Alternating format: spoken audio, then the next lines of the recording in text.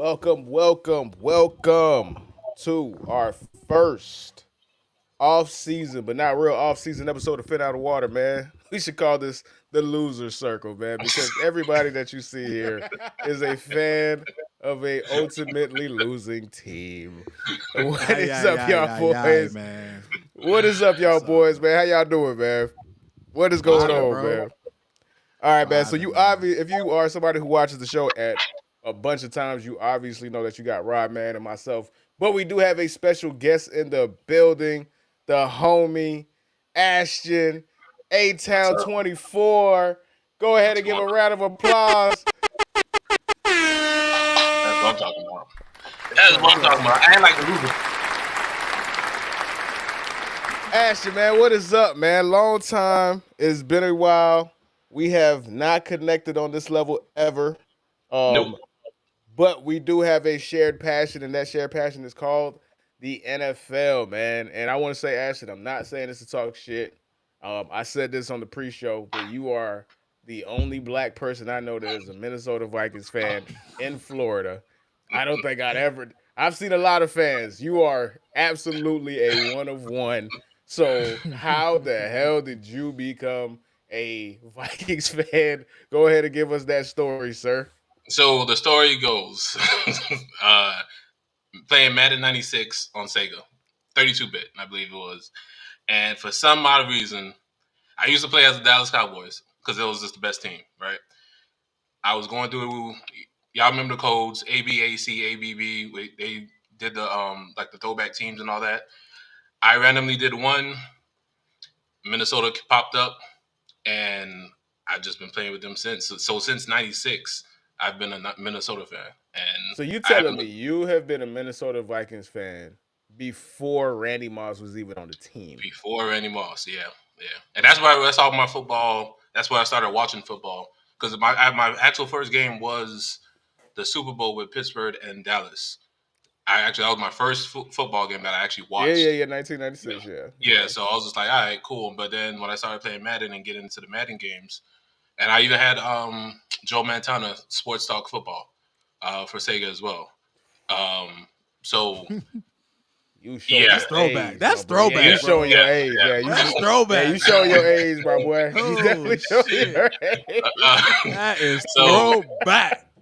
96, 97 season. And then when we got Randy Moss, I was looking at his highlights from Marshall, and I was like, okay, we got something. And then, 15-1, and it's been a heartache ever since. But yeah. So take me through that. Okay, so you have the year that you guys made it to the NFC Championship. Y'all lost to the Falcons that year, right? Falcons, yeah. So you lost to the running back that got caught with cocaine the night before the Super Bowl. That's who you lost to. Yeah. I mean, if you got to put it like that. And, okay, so let's go down memory lane, man. Talk to me through 2009, bro. The infamous Brett Favre season where he decided to go full Brett Favre and throw across his body. Ended the game on an interception, baby. Ended the game on an interception. When I seen that, I was like, you got to be fucking kidding me, man. I was like, man, you... And I don't know if y'all ever heard the Minnesota announcer Paul Allen when he says he was saying the same things. Like we had a chance to. He could have thrown it. I forgot who the receiver was. It was either Bernard Berrian or it was somebody that was right there. I think was it y'all had not Simeon Rice. It's something Rice. Sidney Rice. Sidney Rice. He was throwing it to Sidney Rice, but I think he had another receiver. It was either the tight end or receiver. I forgot who it was, but he had him right there for 10 yards, and we could attempt. I think it could have been like a 57-yard field goal. We make it, we win. We lose, it goes in overtime. If he don't make it, it goes to overtime. So I'm like, why would you throw it across your chest? Because even if you do it to Sidney, Sidney was going to be in the same spot no matter what. Sidney was not open. So I'm just like, all right. Good old Brett Favre, man. Exactly. And I'm like, you live by the sword, you die by the sword. Man. Right. All right, man. So let's go ahead and get the intros out the way, man. This is, like I said, this is one of the first episodes that we're going to do. This is basically what we're going to be doing going forward, man. This is going to be the off-season vibes. You know what I'm saying? Yes, it is the loser circle. I play for a losing team called the Dallas Cowboys. Rod roots for another losing team called the Miami Dolphins. And I don't want to call you guys a losing team. You did make it to the playoffs. We don't want to talk about that playoff game. It was a disaster. We will get to Sam Darnold. Spoiler alert. But it is. I like when I have all kind of fans of different teams on because you get different perspectives. You get to have different conversations, and then you realize that we are all alike. We're all tortured souls, bro. Like we Unless all you're a let Chiefs these. fan. Unless you're a fucking Chiefs fan, we don't want to talk about them. We ain't even gonna talk about them. I don't care. I don't even want to preview the Super Bowl. We can finish the show with a preview of the Super Bowl, man. But it is a Dolphins podcast, man. So let's talk some Dolphins, man.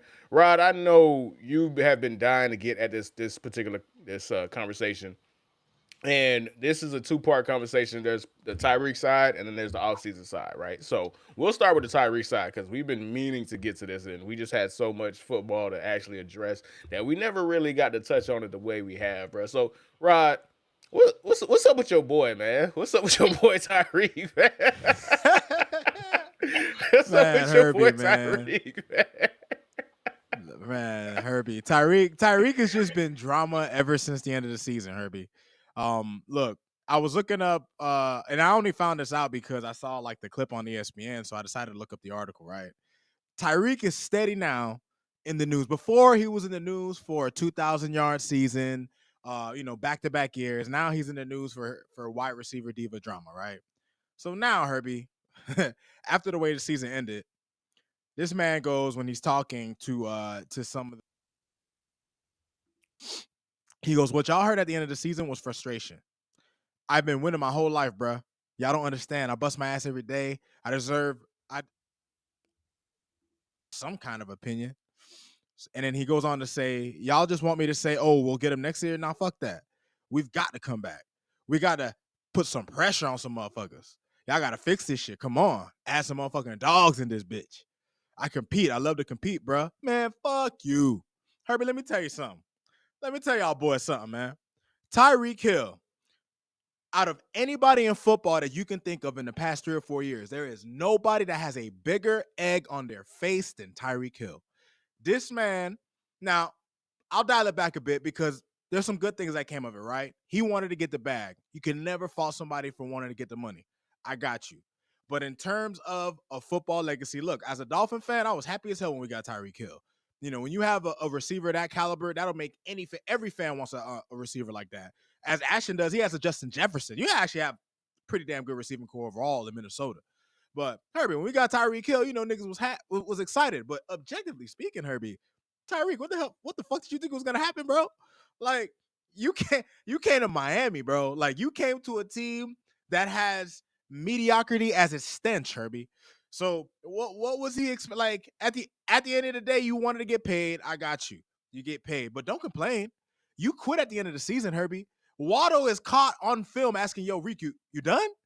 And this nigga just walks off. Like, Herbie, come on, man. Like, Tyreek, I don't want to hear from you. That's crazy. Like, that's you, like, bro. Put like, I want to hear that from you, bro. You get the fuck out of here. Based off, and the reason why that's so crazy because one of the most infamous moments in NFL in the past 5 years is when Antonio Brown walked off on the Bucs sideline, dog. Like wide receivers ain't never beaten the dumbass nigga allegations, dog. I'm sorry, bro. Crazy, bro. They never beaten them allegations, and it's like, what? I get it. It's frustrating, especially coming where he came from. He came from the Kansas City Chiefs. Like he won a Super Bowl with the Kansas City Chiefs. But you made that decision, bro. Like, you got your ring, you had your success, and you wanted money. And you wanted to live in Miami. So,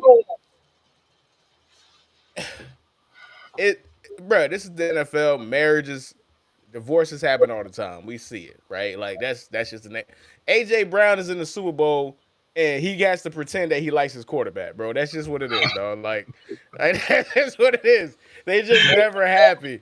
They're never happy, right? So that leads me to the discussion with you, Ashton, because you have a superstar wide receiver, bro.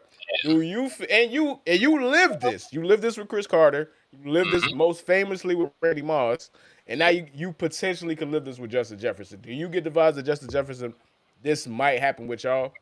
I did. When it was his first year, I saw some things that I saw like on his Instagram, and I saw some things where like on like our media page where I was just like, he could be a diva. I'm not gonna lie, he can be a diva. But past 2 years, I don't get that vibe anymore. I like the fact like last year when he got injured, he came back even without Kirk Cousins. He came back. He still finished with 1,000 yards. I thought that was 10 out of 10. I appreciate that. I that thought that I had, that diva thought. Now he's still a diva. Don't get me wrong. But to Tyreek and AJ Brown level, even Antonio Brown level, I don't think he's not on that level yet. This year when he wasn't getting those I think a couple weeks where he wasn't getting anything. We was using him pretty much as a decoy, and I didn't see anything, any type of diva emotion from him. He was just playing his part, and I'm still iffy because he's still a receiver, a number one receiver that demands the ball. But as of right now, that those raised eyebrows, I'm good. I'm good with Justin Jefferson right now. Man, that's crazy, man. You saying he ain't on Antonio Brown level? Antonio Brown is the final boss, man. Like he's he is. What's Mortal Kombat? Like he's Shang Tsung, bro. Like on Mortal Kombat, you got to go all the way up them steps. He's Bowser, bro. He's Bowser at the end of Mario, bro. He's Bowser, dog. Like, yeah, that's max level. As far as my receivers, CD, I don't really think CD has it in him, right? Because I don't. CD is a dog, and I like CD a lot, but I don't think CD, and he shouldn't, quite frankly, sees himself on that tier to where he could even try to derail a fucking season, right? Like he gets frustrated, he complains and stuff like that, but he's a dog. He always shows. So, I don't want to say we're completely past that stage, but I do like these new receivers that's coming in, right? Like AJ Brown aside and a couple of Jamar Chase aside, like you're frustrated. You want to get your numbers because that's ultimately how you make your money. You get your numbers, but I don't think we got the real I'm going to destroy your team type dudes anymore. I think a lot of those dudes are getting weeded out, dog. You feel me? I love Terrell Owens, but Terrell Owens ruined two different teams. like that's just a fact. Antonio Brown could have gone down as the wide receiver of his generation, and then he let his feet freeze in a fucking hot tub, bro. Like in a cryo chamber. Ultimate bro. crash like, out, bro. He's the ultimate crash out, right? Like yeah. I don't think we're ever gonna see anybody to those levels again, bro. So, Rod, ultimately though, what do you want from that? Where are you? Where do you want this to end? Are you? And I know you said it on the pod before, but let's just go ahead and reiterate it. Are you cool with Tyreek going? And if in a perfect world, say you're the GM, what would be the trade that you would want, and what would you be comfortable with if there is a trade possibly? Well, when it comes to if we were to trade Tyreek Hill, obviously you'd want at minimum, like okay, in an ideal world, Herbie, and I don't know how the money would work and things like that. Ideally, Herbie, if you would get rid of Tyreek Hill, I just want it to somehow turn into a couple or two or three quality offensive linemen. You can't give up someone of that magnitude without getting something that can fulfill another hole, right? So I don't really know what that would demand, Herbie. I don't know if that would be no, John. No, John, no Tyreek to Buffalo. No. If the Dolphins were to trade Tyreek in division, bro, I don't know what I would do with myself, Herbie. That'd be one of the dumbest things they could ever do. Trade that motherfucker to the 49ers. Trade Tyreek Hill to the Cardinals. God, he can't go to Buffalo. But if the Dolphins were to trade him, I don't know what we would get for him, Herbie. I can't think about that. I don't know what teams want to give up for him. Maybe a first and a third. I don't really know. But what I would want to turn it into, though, is just quality picks that can get the offensive line. Cap space for quality offensive linemen. I just want us to be able, if we're going to get rid of someone who demands as much attention and who has as much gravity on an offense as much as him, you got to protect the quarterback because it's the only way the offense is ever going to function. And a better offensive line will allow our running backs to actually shine because the Dolphins have good running backs. They just can't shine because the O-line can't block for them. So that eliminates. So fixing that problem, even if you lose Tyreek, we can balance the loss of Tyreek in other ways. Tua showed me this season, Herbie, The Dolphins no longer have to rely on the big play to actually score. The Dolphins no longer we don't have to get explosives to be successful. We can nickel and dime downfield, but the quarterback has to protect. He has to have protection. We have to have a running game in order to be able to play that style of football. So if we're gonna trade him, if we lose Tyreek, the O-line has to be on point, or it's for naught. It's completely for naught. All right, so we got my dog John in the building, man. Shout out to John in the building. Shout out to Johnny. Shout out to everybody in there, man. Y'all know y'all getting the dance hall horns, man. Y'all getting the dance hall horns. Y'all know the vibes, man. So let me get your opinion on these two things that you feel me, because obviously this is division rival, so he's gonna take a shot at Tua. So John says That's Allen got that cannon to hit him in stride. Tua ain't got it. Now we seen Tua hit Tyreek Hill in stride plenty of times. There's been some underthrows and stuff like that, but he could do that. But this I do think is the more interesting question right here. I don't think Tyreek would give anyone else a choice of his destination other than him. He needs a QB who isn't punchy. O-line was pretty bad this year. What is your rebuttal to that, Mr. Rodman? You say you need a quarterback who isn't punchy. How about we address the second thing that you said, John, the offensive line? How about that? How about that, man? The offensive line keeps a lot of people upright, man. You know what I mean? You can run the ball with a good offensive line and take pressure off the quarterback. You should know something about that because you root for Buffalo. Josh Allen had his best season in part, not statistically, because he's had explosive stat seasons, but in terms of Josh Allen's efficiency in managing the game, he had his best season doing that. Why? Large in part because he had a running back that ran for 1,000 yards and rushed for 16 touchdowns. So when you look at and Buffalo had the number 1 rated offensive line, and obviously I know Josh Allen plays a big part of that. When you have a quarterback like him, he's going to make them look better too. But you could see it in the playoffs. You could see it during the season. The Buffalo offensive line has dogs. The Dolphins offensive line doesn't have dogs. We have Robert Jones and Liam Eichenberg, 2 dudes. Listen, I am a civilian. I should not feel like if I see Liam Eichenberg in Publix, I can be like, bro, what's up? Like, I shouldn't feel like I can pull up to an NFL player and be like, nah, bro, I'm tired of you. I shouldn't feel like that, Herbie. He's an NFL football. He's an offensive lineman at that. I feel like I can do that. Oh, man. Oh, my God, man. I feel like I can do that, man. I got something. So you just got off Stephon Diggs. I'm going back to the comment. You just got off Stephon Diggs. Why would you want Tyreek after seeing this in the offseason? That's a fair point. Because I was gonna bring that up too, and specifically when it comes to Rod and this team, because we've seen where sometimes there is a huge addition by subtraction. Correct. Like if there's somebody in the room and there's somebody in the facility that's making people miserable, you're not gonna get the best out of everybody. One person can't be more important than the other 52 people on the roster. Not at all. Right? Not at all. So let's see here, man. Boy, the comments is coming, man. Keep dropping them in, man. Nothing shows the importance, and shout out to the homie Dom in the building, man. Nothing shows the importance of a good O-line more than Saquon becoming once a generation talent with one. He would have been in the GOAT convo. Yeah, but that's not how it works, right? Because you draft, you got to understand, we can't, it ain't 1 plus 1 plus 1 plus 1, right? Because a lot of times when there's incredibly talented players on a roster, you have blind spots, right? You're like, we got Saquon. We don't always got to get a great offensive line. Saquon could make the line look better than it is. Or you could say, we have Jalen Hurts. We need to have the best possible O-line that's ever created, bro, to give this guy a fighting chance because he sucks, bro. So, right, I get it, but that's not how the math works, man. That's not how the math works. Rod, yo, I'm gonna ask you. I'm leading the witness here. We've been pretty much harping on it, man. But I'm gonna ask you, finally, for once and for all, man. Do you want Tyreek Hill on your team next year?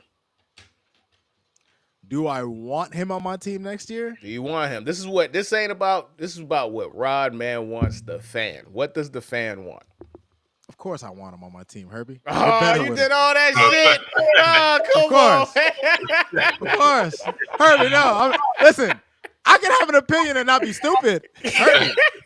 Tyreek Hill's one of the best weapons in football. He's one of the best weapons. I can't say no. I can't say I don't want him, Herbie. All right, man. All I'm saying is, if he's gone, I'm not mad. That's my point. If he's gone, I'm not mad. If he's not, but when you have a weapon like that, Herbie, it's hard to say, oh, you want him gone. He hasn't become that toxic yet. We'll see. Maybe the season implanted.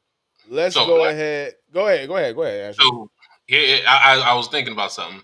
Y'all should trade Tyreek if you can, and try to go get T. Higgins.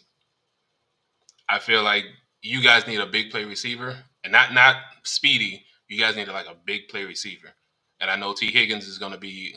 I don't know if you want to sign for Cincinnati. I think it'll be stupid because he can go get his money. But I think you guys need like a wide possession receiver like T. Higgins, where he doesn't demand number one money because he's behind Chase and we don't know. But, just listen if you can, whatever his offers at, I think you guys should go after T. Higgins. That way you have T. Higgins, you still have the speedster, Waddle, and everybody. And then you have Malik Washington. He showed up last couple weeks. And you still have your offensive players for the most part, besides the O-line. So that's my input on. Oops. Nah, you know what, man? That's actually a great point, man, because one of the biggest problems that I've had with the team, and this is where Jonnu Smith fit in so great this year, we don't have enough big body guys. The Dolphins are an undersized football team from top to bottom, and we need size. And T. Higgins, to your point, would be a perfect replacement for Tyreek because we have talent here. We still have Waddle. We still have Washington. We have Jonnu. We have Devon Achane. Like, the Dolphins have other weapons. It's just a matter of T. Higgins could be that guy we could depend on in the red zone. He could be that guy that Tua could throw the ball up to in one-on-one coverage because Tua is accurate as hell, regardless of how people feel about the guy. He's still an accurate quarterback, and he could use a receiver like that. Back before we had Tyreek and Waddle, he was throwing balls to guys who aren't even on practice squads. And he had to throw in the tight windows. Like, this is not something that he can't do. So a guy like T. Higgins would be an incredible replacement for Tyreek, I think. All right, man. Let's go ahead because I want to move the conversation a little further. But man, we got the comments is coming, man. So you feel me? Get the vibes. Let the people talk. Yeah, man. Everybody showing love, man. Go ahead and show love, man. So let me go ahead and get some of these comments in, bro, because I love to highlight the comments, bro, because, again, we do this for y'all, man. So this is going back to what John's saying. Why would I want Tyreek? Because we win, and he's the missing piece. Listen, we just seen what happened with Stephon Diggs, bro. Right? Now, it would be cool for a year, maybe cool for 2 years, bro, but this one for you, man. Ashton, man, you a superstar, dog. People talk about, is that Ashton, man? This man a star, man. I didn't know he was. I didn't know he was in the presence of a megastar. My bad, dog. He was out here catching you out in the live stream, man. Shout out to him, what man. Up, What up, man? What's going on? That's dope. All right, man. All right, there's way too many comments, guys. We'll get back to because we got to keep the conversation moving, man. So, okay, now we'll come back to the Dolphins, but we have a guest on, and when we have guests on, we like to showcase the guests. We like to really highlight and give that opportunity to the guests to speak to their fandom and talk about what guided them and all of that stuff. Being a part of a fan of a specific team, bro. So it's perfect that we had you on. And we were supposed to have you on a while ago, Ashton, but it actually works out. Like, I love how when things work out and the favor to content. And us having you here now gives us the opportunity to have multiple conversations. An NFC North conversation, a Ben Johnson conversation, a Caleb Williams conversation, and unfortunately a Sam Darnold conversation, man. So where do you want to start? Where do you want to start? We can start with the minor stuff. We can start with the NFC North conversation. Okay. It is crazy how many NFC North fans we know. 80% of the guests that we've had a Packers fan on, We've had a Detroit Lions fan on. Now we have a Vikings fan on. I might have to make calls to Chicago to just finish get all the Infinity Stones, bruh, to get everybody from the NFC North on. I know a Chicago fan. I know a Chicago fan. Yeah, I know. I know. Okay, man.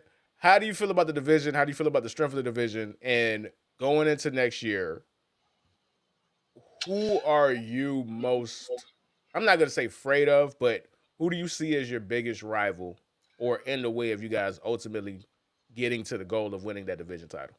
I would have to chalk that up to Green Bay. I'll have to chalk that up to Green Bay. They get another year of chemistry. Jordan Love has to play a little bit better. I'm not really worried about Ben Johnson in Chicago. Not right now. I got to see how that forms. I got to see what type of pieces they bring in because Chicago needs an O-line as well. Caleb, he did okay.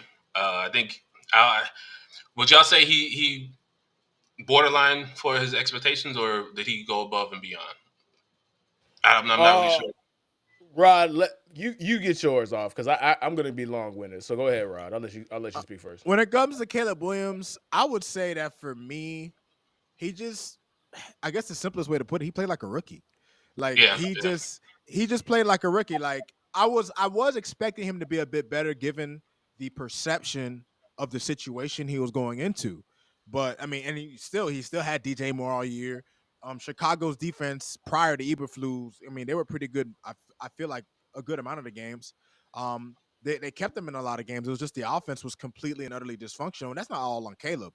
That's on coaching. That's on the offensive line. I mean, the dude got sacked a shit ton of times. Now he held on to the ball a lot too, but he didn't turn the ball over a lot. Like there are things that you could look at for his season that you can take from it and go, you know what, I can work with this. Like it wasn't like an abysmal rookie season, but he was just a rookie. Like he's gonna learn. He's gonna get better. That's what I think. Yeah. As far as Detroit, I'm not gonna lie to you. I think Detroit window to win the Super Bowl was this past year. I think they're still going to be contenders. I just don't think they're going to be that team to supersede a top rival like maybe San Francisco and San Francisco bounce back. I think their time to win was this year, and it was a bust this year, unfortunately. But hey, who else? Well, yeah, I already said Green Bay Packers. My main concern would be Packers going into next year, and that's assuming what we do, bringing it back to my team Vikings. I didn't expect 14-2 or 15-2 this year. I expected us to maybe win 8, maybe 9 games. Yeah, I think the over/under coming into the season was 7 games. Yeah, 7 games. Yeah, I think it was 7 games. So, defensive wise, I hope we continue to keep Brian Flores. I appreciate that. Rob, appreciate that. Offensively, I think we have Kevin O'Connell. He's going to do great with our offense. Defensive wise, I'm not. Now, you want to talk about Sam Darnold? Of course. Oh my God, yes. Oh my God, I'm so happy that you asked me. Yes. Yes, I wanted to talk about Sam Darnold. Oh, where do I start? So let me take you back to 2018 when he got drafted to the New York Jets. And I said, you know what? That guy's a scammer. I know it. I knew it when he got drafted. I knew it. Listen, man. All right. I got a banner, and this is what we're gonna go ahead and talk. So let's actually, and I'll come back around to the Caleb Williams because I see somebody made the comment for that. So I'll come back around to that. But let's go here, man. The curious case of Sam Darnold. Sam Darnold is your favorite stripper, right? Like, looks incredible, ass is fat, could twerk with the best of them, phenomenal from the outside looking in. But then you get that lap dance, and you realize, damn, this bitch got some stank ass breath, man. Damn. It takes you getting to really see it. Like, you could come to the club for days, weeks, months on end, bro. But when you finally get that close up, bro, you realize, dog, it's nothing behind it, bro. Like, And it's so ironic, it's so poetic that the week after I finally gave in to that bastard is when he fell apart. All I had to do was wait another week. I was the last person saying, yo, don't believe this shit. This shit is a fugazi. It's a fugazi. And then what he did, which is beat Sam Darnold. Now, that's cool. I could get my jokes off. I can have fun with it. The problem is that y'all have a decision to make. And Yes, we do. the decision is to give him $40 million or not. It's that simple. So what I want to do, and let me go ahead and switch it up. Mhm. I have basically the highest paid quarterbacks in the league, right? And for you, Ashton, I want to get to the point where it's like, all right, what are you comfortable with paying in relation? What are you comfortable with paying, and what? Okay, let me reword it. What do you want them to pay him if you were cool with him coming back? And what are you comfortable with them paying him? Those are two completely different conversations. One is what you want if you were the GM. The other is, damn, that's the market. What is the line that I'm willing to cross? What is your line? So I'm not gonna answer. Go ahead. I'm not gonna answer number 2 because I don't want him. I don't want him. I think we can do better, or I think we can do. We can do just as good, if not. I mean, I wouldn't say we go 14-2, but I think we can contend with JJ McCarthy. Okay, That's what I believe. Fair enough. So if we can now, as a GM, what would I do? I'll listen to offers, and I'll see. There's a team on that's drafting that maybe don't want to draft Shadeur Sanders, any quarterback, top 10, maybe 10 to 15. We get a top 15 pick. We use that to draft maybe an O-line or maybe a defensive back, or we can go get DJ Reed because I read that he wants out. We go get DJ Reed. We build up our defense, and we stick with JJ McCarthy, and we see what he can do. Because if we sign, then if anything happens to JJ McCarthy, we got Danny Pennies in the back. Now, I'm not saying that like that's a good thing. Nasty. That's nasty. Right. I'm not saying it's a good thing. That's nasty, man. And that's why I said Danny Pennies. But I'm like, if he gets injured, then it's like, okay, well, we just fall back on. Your backup plan can't be a guy that was out here playing scout team safety, man. I'm sorry, dog. That can't be your backup plan, dog. Hey, it comes with the territory, man. It ain't no different. They had that man out here trying to scout team safety. They had that man reading coverages. They had this man trying to tackle, man. Come on, man. Danny. Can you imagine Daniel Jones, man, trying to tackle, bro? Come on. He's just happy to be on the team. Okay. All right. Well, for the sake of content, let's just play the game because I do think it is alarming the numbers that we are about to see, man. Starting with Dak Prescott. And again, this is the combination of what they were making and their bonus and basically the money that they made this past season, bro. So we'll get to some numbers. Dak was at 60. Jordan Love is 55. The number is 55. That's what it is. It's 55. Trevor Lawrence, 55. Joe Burrow, Tua, 53. Jared Goff, 53. Whew, god damn. That's, Jesus Christ. 52. Lamar, 52. Jalen Hurts, 51. Kyler Murray, 46. This is where it gets closer to what you can expect Sam Darnold to make. He right here, this guy right here, fucked it up for everybody. For everybody. Yep. Worst contract in the history of the NFL. Now, second worst contract in the history of the NFL, ironically. Bite the bike. Bite the bike. Kirk Cousins. Pat Mahomes, Josh Allen, they took friendly deals, $40 million. Danny Dimes. This is it. You can $40 million is what it is. If a scout team safety is getting $40 million, then the number is $40 million. Yeah, it's $40 million. It's $40 million. So for $40 million, you already said you wouldn't, but let's, like I said, just for the sake of the conversation, say they decide to bring him back. Where are you as a fan for $40 million? That's minimum. It's probably going to be more, but it's $40 million. That is the starting point. I'm not gonna like it. because then you put off JJ another year, because obviously Sam Darnold's going to start. You can't have a $40 million quarterback on the bench, on the bench. So that you put off JJ again, so we don't really see. We only got a game of maybe in a preseason, and he looked good, but it was a preseason game. It was a preseason, Zach Wilson looked like a Hall of Famer his preseason. Exactly. So I $40 million, I'll hate it as a fan. If they want to do that, if they feel like they believe in Sam Darnold that much, then cool. But $40 million as I'm like, nah. When you have the number 10 last year's number 10 pick sitting in the background, I'm not. That's a thumbs down for me on that one. Okay, before we move on, because I want to actually have an interesting discussion between you and Rob when it comes to Brian Flores. And be honest. And again, you feel me? I just want you to be completely honest. Where were you before that last two games? The last game of the season and then the playoff game. Where were you with Sam Darnold? Sam Darnold? Yeah. I was with him. I would say give him $40 million. I was on the boat before those last two games saying we should now trade J.J. McCarthy and see if we can get a good draft pick. Same scenario, but just switching players.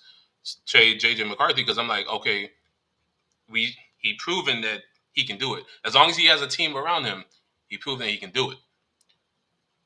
Last two games, I was like, Detroit and St. Louis, I was like, nah, he got to go. Cause you see, you are old, man. You still call old St. school Louis. St. Louis. I still call the Chargers San Diego, bro. Yeah. Old habits don't die, man. Okay, Rod Ashton. It's funny, and you brought it up, and you said thank you for giving you guys the blessing you guys with Brian Flores, man. So, it is hilarious because you guys have two wildly different versions of the Brian Flores experience. And Rod, I just want to go ahead and give your explanation of the Brian Flores experience. We've documented it on the pod many times, but again, for the sake of the conversation. So, what was your experience with Brian Flores? Well, Herbie, my experience with Brian Flores, it was a journey, Herbie. It was a journey. It started off right that Brian Flores was just going to be the typical sacrificial lamb of a black coach, right? That's how it started. You know, he was given a team that had no talent, that had nothing going on. We were losing games like 45-0 early in the season, but he showed his coaching acumen then. Like he had a terrible Dolphin team and had coached up the talent. Ryan Fitz at quarterback. You know what I mean? We even beat the Patriots to end the season. The Chiefs still owe us for that, actually. We were able to, knock the Patriots off the first seed type shit, right? Like he showed promise. And then, the years after that, they draft Tua. That was the tank for Tua year, quote unquote, even though Burrow ended up being the number one pick. But, Herbie, it started off nice. And then per usual, per Dolphins fashion, it all just starts crumbling as the years go on. And what we come to find out with Brian Flores, Herbie, was that he had a bad relationship with other people who are key figures in the building, right? He didn't get along with the GM, Chris Greer. He was not a fan of Tua, even though he was involved. People say it's rumored that he wanted Herbert and whatnot. In my eyes, maybe they was both wrong, right? But Brian Flores, Herbie, it just got to a point to where shit got a little too toxic, and it just wasn't gonna work. Right? Like if you can't get along with your quarterback, you're lambasting the quarterback, you're fighting with the GM. There's a power struggle. Obviously he has the issue with Ross and the whole tampering thing, right? He had too many personal issues in the building, and that ended up ultimately leading to him just having to separate from the team. But I'll never knock him for being a coach, because even though our defense was never like top 10 with him, here they had their moments where they looked really good. They had their moments where they could actually stop good teams. Like I saw that, like they were capable of doing that. So I'll never knock Flores the coach, but I'll never knock Flores the defensive mind. But Flores the head coach, in his first go round, he was just another Belichick guy. He was just another guy who left the Patriots, who thought he could swing his dick around and be Belichick Jr. And it might have worked the first couple of years, but Herbie, at the end of the day, when people aren't winning, When people aren't happy, at the end of the day, it only takes so long until everything just falls apart. And for him, it fell apart. It fell apart here in Miami, and that's just ultimately what happened. So you got that experience. What was your experience with Ashton? I mean, with Flores, Ashton. Like, cause you're much closer to the team, and I mean like the insider, like the conversations, the morale, how the players feel about him. What version of Brian Flores did the Minnesota Vikings receive? We got the Brian Flores that I thought could have came out of Miami. We got the Flores that people were defensively people were motivated to play for him. He was he was a player's coach. There was no toxic anything toxic in the locker room. And ultimately, when you come into work, Herb, you know this because we worked at a place like that. When you come into work where the morale is high, you give a little more. And ultimately, that's what I think led to us having a great season this year, minus the ending of it. Um, but he was a player's coach, and our stats shows it. I mean, we didn't do good on the passing, but when we're blitzing, we're number one blitzing team, and we're getting sacks and we're getting turnovers. People love playing for Brian Flores as a coach. I think it'll suck to see him go, but I know he's gonna get all. He's gonna have to entertain some type of head coaching if we know the stigma on black coaches and stuff. Um, but uh, ultimately, I would like to see him come back again. I think given the people the off season transactions that we can do with DJ Reed and get some players involved on the defensive end, I think we can come back again. But Brian Flores, uh, I have no. I have the total opposite of what Rod was saying that he got as a head coach in Miami at the Miami facility. And on top of that, we don't have a what was it Stephen Ross? Is the owner? Yeah, Steve Ross. Yeah. That guy there. Mm. Yeah. That guy there. There's only one other owner that's just it's worse, and we know who that is, and his name starts with the J. So Hey man, shout out to my guy, man. My guy can't stop saying glory hole, man. That's what I got to deal with, man. Shout out, man. Shout out to the boys, man. We the boys, man. All right, I was gonna go ahead and close a loop with the Caleb talk, but that's we got plenty of time to do that. So let me go ahead and highlight some of these comments, man. Shout out to True Blazer. I apologize. This was 20 minutes ago, man. I'm good if they move Reek. That's to close that loop. My boy John said Stephon Matt was mad we didn't win. He was mad he didn't get the ball. Okay, so you want that, but with a turbo booster on his ass. So you getting the same person, yeah, the same guy. You're getting the same guy. Shout out to Dom. Caleb will forever get the comparison to Jaden Daniels, and that does not bode well for a grade because it's not like Daniels went to a Hallmark franchise. And matter of fact, let me actually, because that is actually a very interesting point. So let me go ahead and get back to the Caleb point, and we'll move on and get to closing the show. This is eerily similar to what happened with RG3 and Andrew Luck, right? RG3 had one of the greatest rookie seasons of all time. And I don't think this is going to happen to Jaden Daniels. I think Jaden Daniels is going to be consistent, and this is what we're going to go going forward. But we can't base these things off of one season because Andrew Luck ultimately ended up being the better quarterback, even though RG3 had the better year, the better rookie season. Now, injuries happen and whatnot, but Andrew Luck was the right pick. I think that would have bowled itself out throughout. Now, the best quarterback of that draft, ironically, was Russell Wilson. A lot of people don't even remember that he was in the same draft as them. Right. But again, you got to play these things out. With Caleb, though, no, man. You don't get to be called the greatest quarterback prospect of all time and do what you did, bro. It looks good on paper. 20 touchdowns and 5 interceptions. It looks really good. I think he had 3,500 yards. It looks really good. But you, Ashton, you watched closely. There are times in a lot of games where it's like, dog, you don't look like you have any business being out there right now. yeah, Right? And you can't be somebody who is considered the greatest quarterback prospect since Peyton Manning. Peyton Manning got drafted in 98, I think. Yeah, 98, because Randy Moss was the same. It was in the same Heisman class. What? No, man. No. Like, I didn't understand the hype. me neither. And me and Rod, we have our bona fide. We say this all the time. I have the visual proof. I was arguing with people. I was arguing with professional scouts on Twitter. I will never call it X on Twitter about Caleb Williams, and I said it. I acknowledge the talent. The talent is undeniable. Nobody's going to argue that.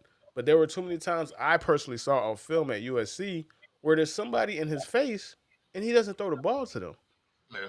And you could do that in college. That's fine because you could talent your way out of a lot of situations. You can't do that shit in the NFL. If you got a fucking, if you got a check down, throw the check down. He got sacked 63 times. You're not going to tell me all 63 because of the O-line. It ain't happening. That's impossible. That is David Carr numbers, dog. Yeah. Hey, that's David Carr numbers. And we seen what happened to David Carr. David Carr was ruined. He never came. And I don't think that's going to happen with Caleb, but that's neither here nor there. Before we close out the show, though, man, Rod, I want to go ahead and I want to get your opinion on so many free agents that you have. And then I want to get the opinion on both of you because I got Mel Kipers mock draft 1.0. So I want to go ahead and get a reaction from who he thinks each team is going to get and how y'all feel about that. So starting with you, Rod, man. Rod, you have 32 upcoming free agents, my dude. Jeez. God damn. God damn. Oh, yeah, baby. 32 free agents?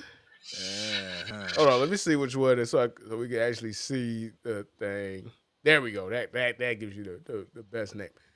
32 free agents. So Rod, I wanna ask you who has to come back and who whatever.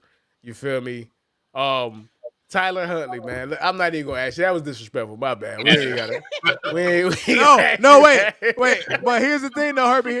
This is my question about this. Who's a better backup to get out there? That's my question. Who's going to be available? That's my question. We need a backup. We do need a backup. And listen, I'm not the biggest fan of Tyler Huntley, Herbie, but he's not Skyler. He's not Skyler. Hey, Asher, what's up, bro? What's going on, bro? What is up with this? You a star, bro? Hey, You a superstar, bro? Like, my man, a celebrity dog. Celebrity dog, yo, what's going on, man? Niggas finding the live stream just to show you love, bro. What is this? Hey, you know, I don't know. I don't speak this, man. You know, just it is what it is. God damn, bro. I thought I knew you was that nigga, but god damn, dog. Shit. All right, Rod. Hold on. Wait. Jeff Wilson Jr. We're not gonna name all the guys, obviously, but just some of the bigger name guys, bro. Yeah, I'm good off Jeff Wilson, man. Isaiah Wynn, man. Whoo, wait a minute. Look at this. O-line. Oh, this is let me tell you incredible mismanagement of O-line. Oh yeah. Robert Jones gone. Liam Eichenberg gone. Kendall Lamb gone. Get rid of them all, man. Give me Aaron Brewer. We'll leave Patrick Paul. Fuck the O-line, man. I'm so sick of the O-line. All right, so let's get some better players though. So like actual questions, man. Calais Campbell. If he doesn't retire, I'd love to keep him. He was, despite being in the league 17 years, Herbie, he was pretty damn good for us. So yeah. I would definitely wouldn't mind keeping him. Benito Jones' depth, wouldn't mind keeping him. Emmanuel Ogbah, depth, wouldn't mind keeping him. We have a bunch of other pass rushers. I liked some of the things I saw with Terrell Dodson and Anthony Walker. I wouldn't mind giving them another shot this next season coming up. Kader Kohu, I'd love to keep him. He was a pretty good nickel corner for us. Javon Holland, Herbie, I don't care if he goes. All pro Javon Holland. All pro Javon Holland. Let me tell you, this season, his name is bigger than what he was, bro. He didn't play as good as he has in previous years. And I saw in a lot of games he made business decisions, Herbie. He made business decisions this year, and that pisses me off. When you can make the play, you can make the tackle, and you skating? Nah, bro. I don't need niggas like that, man. Jordan Poyer, get his old ass out of here, man. Fuck fucking Jordan Poyer. You know what I'm saying? Send him back to the Bills, dog. Fuck this motherfucker, man. Oh man, Hey, 32 free we'll agents, take man. Devon howling off your hands, have him replace Harrison Smith, because I think Harrison Smith is contemplating retirement. Just Hey throwing that man, shout out to Harrison Smith, man. He's still out there out. doing Damn, it, he's man. still in the league. That dude is an Yes. artifact, bro. He needs to be in a museum at this point, man. He's been doing it for a long time, man. Okay, man, but 32 free agents, whoo, that's a lot, man. That's All good right, for you. let's go ahead and close out the show with this though. Mel Kiper, man, the godfather of all draft related stuff, man. The first to do it, the guy who created the industry, the guy that made this the billion-dollar industry that it is.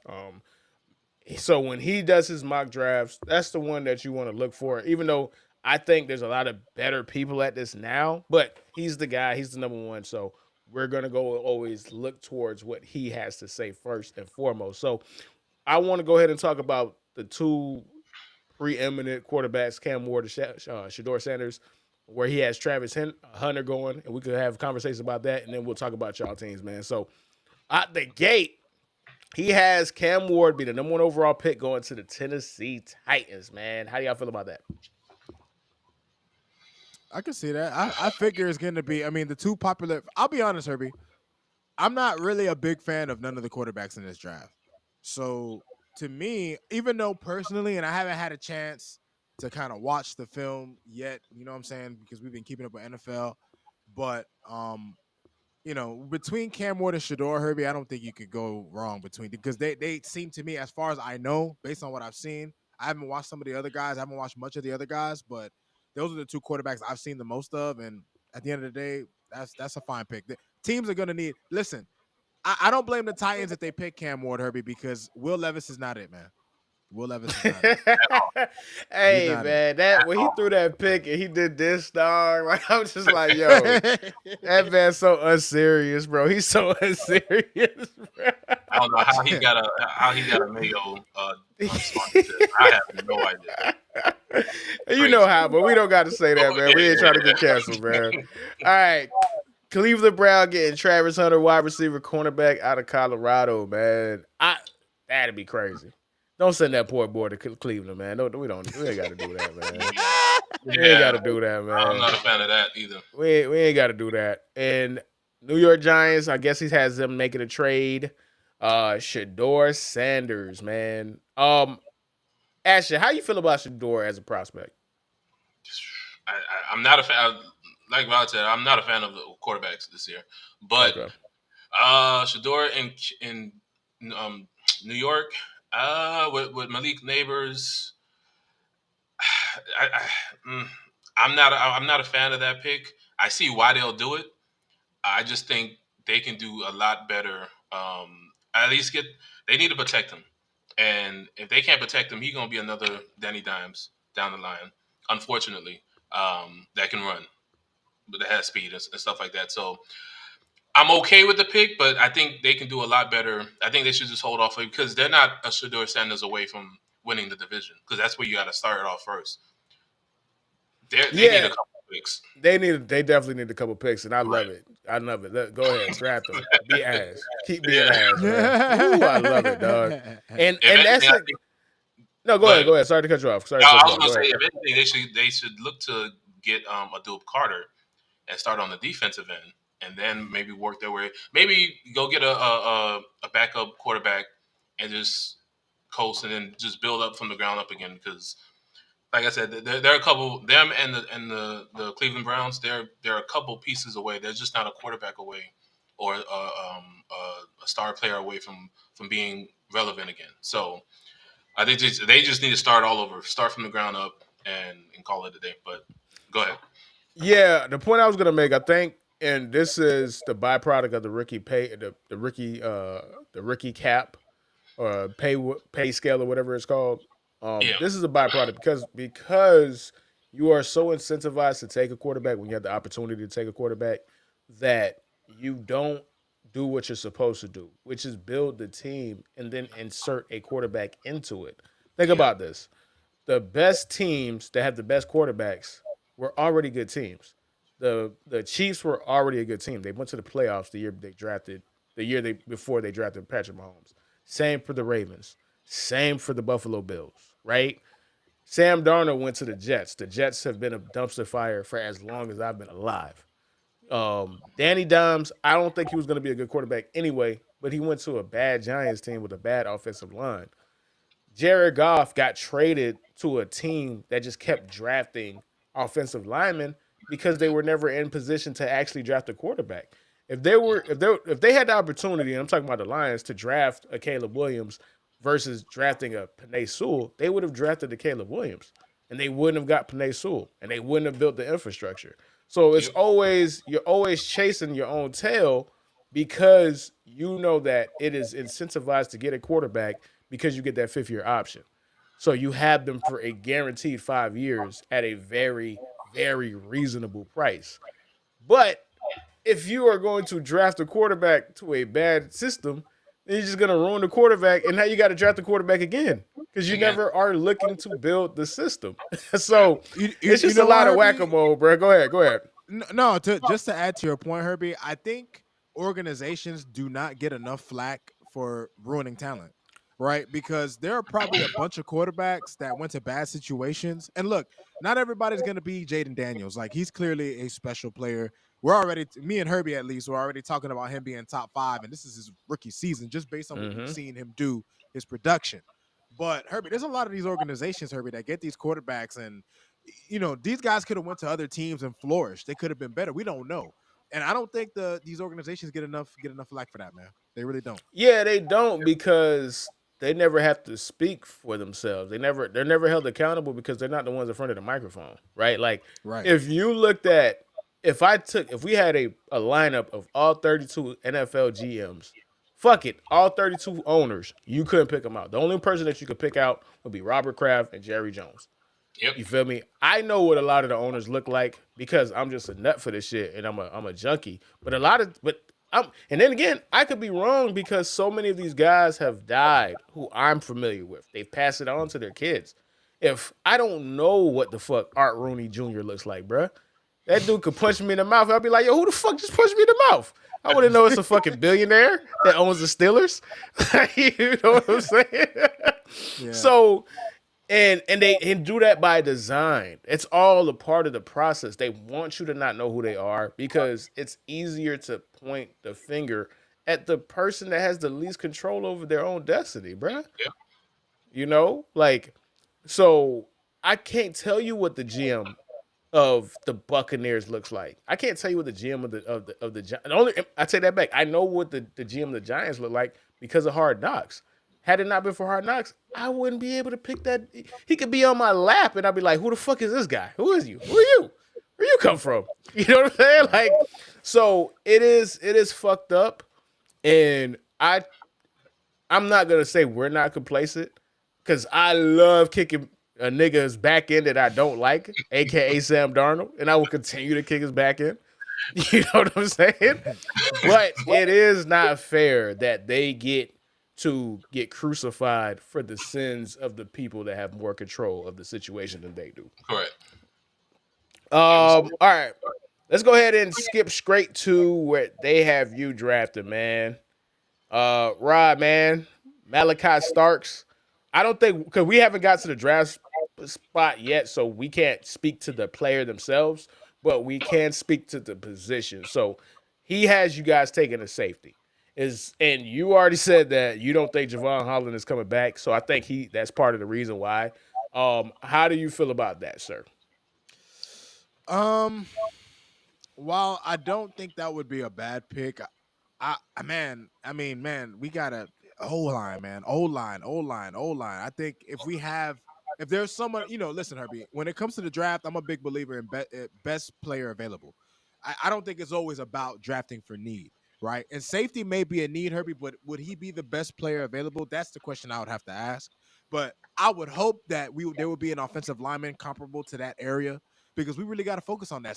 Someone interior in line, like a guard, maybe a center. Maybe we could move Aaron Brewer. I don't know. Someone that we can put on the interior. I think we have to, like Herbie, we can't keep dodging the offensive line. And the first round is we're a mid-round pick. First round is the perfect kind of round we could find some talent to plug in that position. We could go for a safety in the second round. You know what I'm saying? I don't think we have to go for that right off the bat. All right. Good. And Mr. Ashton, man, they got you taking Benjamin Morrison, cornerback out of Notre Dame. Is that a position? Do you think that's a position in need? Yeah, Cornerback. yeah. I do believe that's a position that we need. Hence, earlier in the podcast, I mentioned we should go after DJ Right. Reed. Yeah. I did briefly see. I haven't watched Notre Dame until the college football playoffs, and I can't tell you how he is. I mean, 24 for a CB. I'm good with it. Yeah, I would have to. I like the position that we're going for. The Right. player, I have to do my research on Yeah, like I said, we personally, we're not even. I'm not talking about the guy specifically. It's just the position, right? position. So I'm good with it. I'm good with it. And then for me, they got us taking a wide receiver, man. Luther Burden the third. He don't even sound like a wide receiver, bro. We so cooked. We so fried, man. We so fried, bro. We so fucking fried, man. Go ahead. What's up? As a GM, well, not even as a GM, because would you want to see Jerry Jones gone? I've wanted to see Jerry Jones gone for the past 15 years. And I'm not even trying to be funny. I'm not even trying to be funny. I'm not even trying to be funny. Because the thing about Jerry, and again, I've said it and I'll say it till my face is blue. And Rod could attest to this. One of the most infamous stories of my fandom and how committed I was to this team. Me and Rod, we were college roommates. We lived together, we watched football together, right? I was so in tune with this team that I could call out the False flag start. before it happened. Holding. Herb is telling the truth, dog. I was so in tune. I could literally. I'm sitting next to Rod on the couch. I'm like, hey, it's gonna be a holding on Tyron Smith on this play. Before the play happens, not I could see it. No, before the play happens. It's happened. Rod just bust out laughing. Yeah, that shit was crazy. That's how in tune I was. Right. So for me to go from being that in tune with my team, I could tell you the vibes of the 53rd dude on the team. I don't even know who's on my roster right now, bro. I know Dak and I know CD. I can't tell you anybody else. I don't care.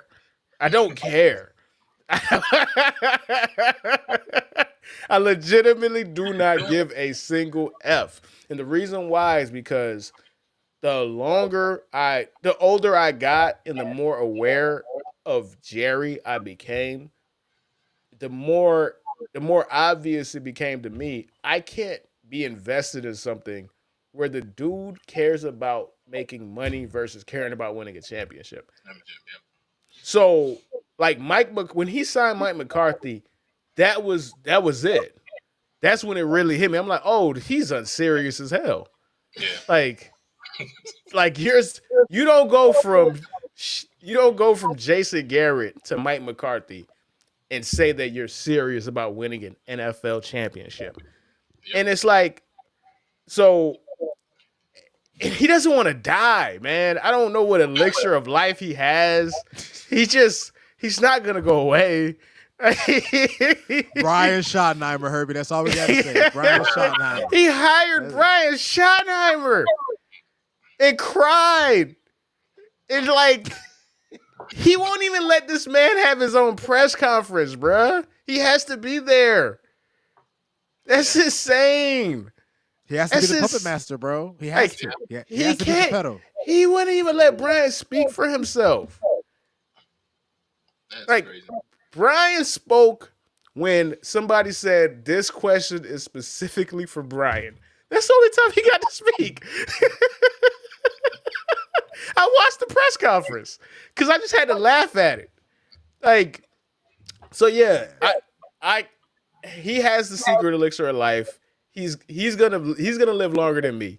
I'm gonna be 82 and he's still gonna be 82. We're gonna be the same age in 50 years. He's not going anywhere. You know what I think about Jerry Jones? He reminds me of he strikes me as someone who'd be like in Futurama where they got the heads in the glass in the water.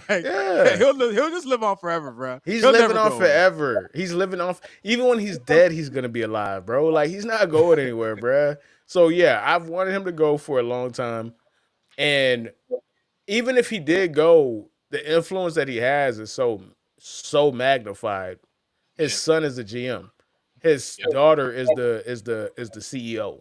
So whatever decisions that he's gone, it's still the Jones family. So I don't even know at this point, bro. Like I want to leave. I've tried to join different teams. It don't feel the same. Like I was trying to root for the Ravens. That shit lasted like 2 weeks. I'm like, I don't care about these niggas, man. I wanna strip myself from this eternal pain, bro, but I can't. I've given them too much. I cannot care about them, but I still love them. And that hurts, man. That's the worst part, dog. So Oh man, that's poetic. any last words before we get up out of here though, man? I'll let you go ahead, Ashton. No, go ahead, bro. I mean, I appreciate you guys having me on. Absolutely, man. Yes, sir. Would love to do this again, just but man, I didn't know you was a Dallas fan. I thought you was a Dolphin fan. No. So we always say this, and again, we love to tell the story because, and it coincides with what I just talked about for the past 5 minutes. The football podcast, it was originally called the Couch Bros NFL podcast or the Couch Bros NFL show. Gotcha. I stopped caring about the Dallas Cowboys, and it wasn't fair to the content. I just it got to the point where I wasn't even watching them no more, bro. So because how we were positioned the show, I would spend about 10 minutes on the Cowboys, Rob would spend about 10 minutes on the Dolphins, and progressively I had less and less to say to the point where I was like, we can't call this the NFL show no more, bro. Let's just call it the Dolphin podcast, bro. Because only one person gives a fuck anymore. So a lot of people come to the podcast thinking I'm a Dolphins fan, and they're like, "Oh no, you're actually a Cowboys fan." So it is kind of weird. It is kind of weird. Yeah, man, it is kind of weird, man. But Ashton, thank you for coming on, bro. It was a pleasure, bro. I appreciate your insight. I appreciate your knowledge, bro. I love the community that we're building, and I would love to have you on to make you always welcome back, bro. Always make you a permanent for that too, man. So round of applause for the homie Ashley coming on, man. Yes, sir. Thank you, man. Appreciate you. Hey, get that skull shit out of here, man. Get that skull shit out of here, man. Hey, don't do that. That's crazy. That's crazy. Hey, I ain't trying to put your business out there, but hey, ladies, my dog got bread. All right, like, he got a real helmet, man. Hey, man, you already a star. You got people coming straight to just show you love on our platform. It's crazy. Right. You feel me? I didn't know. I wasn't familiar with your game, but I was familiar with your game, man. But thank you again, man. Rod, thank you, man. And everybody who was in the chat with us, man. Appreciate y'all, man. See y'all next time. Deuces. All right, peace.